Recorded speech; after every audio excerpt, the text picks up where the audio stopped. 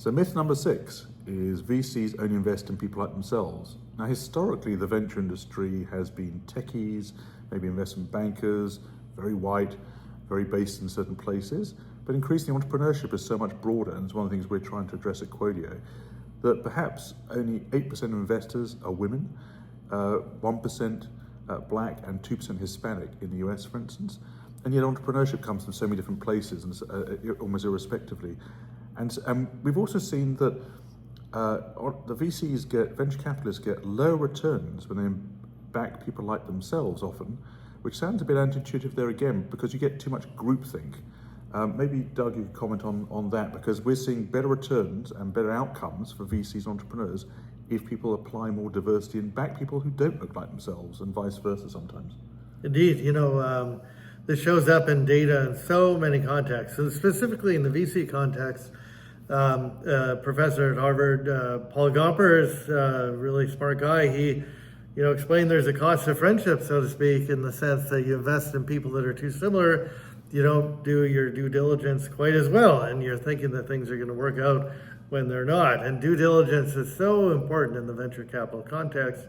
You really need to comb through everything in a super fine-tuned way to make sure that you're really investing for all the right reasons and not making assumptions about how you think things are going to go.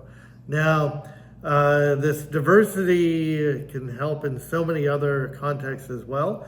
For example, we've seen that for larger publicly traded companies, when you have diversity on the board, it helps out in other ways that alleviate groupthink problems. For example, it leads to outcomes of less fraud, less misconduct, better innovation results when you have more diversity in organizations. And diversity, of course, can be in so many different ways. It could be gender, race, religion, but also in terms of scientific background. So having different perspectives on things, depending on the business, can very much help out and look at new ways of seeing things to help the venture be more successful. Exactly, and we've seen the other interesting aspects of diversity in the regionality. So what Qodeo is very interested in is also helping both diverse entrepreneurs but regional entrepreneurs. And there are lots of reasons why businesses are based in certain places historically. Like we've seen stonemasonry businesses in North Carolina, or furniture businesses there. We've seen chemicals business in Malaysia. There's all kind of reasons why businesses are based in certain places that might want to access venture private equity.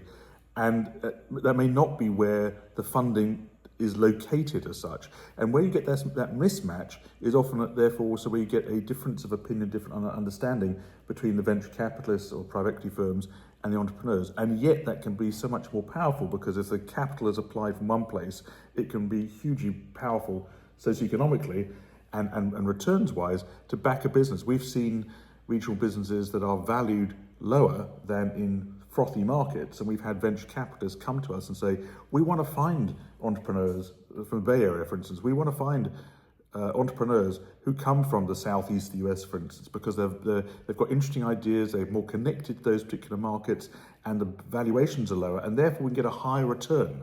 So there's all kind of reasons why the old myths of just everybody being in the Bay Area are we believe, going to be broken medium term. I love it, love it. Even in our academic work, I've benefited enormously from working with people all around the world. Working with people that don't think and see things the way you do makes things way much better. Great, thanks, Doug.